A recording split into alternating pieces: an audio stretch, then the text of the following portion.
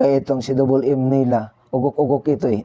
Nagpapakita lang na talagang inosente sa Biblia itong mga ito. Sabi pa naman itong Double M, okay lang raw maging bakla, maging tumboy. Basta hindi ka raw makipagrelasyon doon sa lalaki o sa babae. Pag bakla ka, okay lang raw yun. Pero ang sabi ng Biblia, ito po 1 Corinthians chapter 6 verse 9, do you not know that the unrighteous will not inherit the kingdom of God?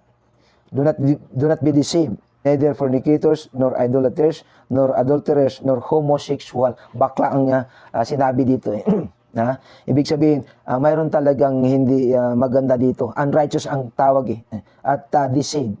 Kahit hindi ka makipagrelasyon, as long as you are identified as gay or lesbian, ibig sabihin, hindi ka talaga makapagmana ng kaharian ng Diyos. Ibig sabihin, hindi talaga okay. Pag pari ka, bakla ka, hindi ka talaga makapasok sa kaharian ng Diyos.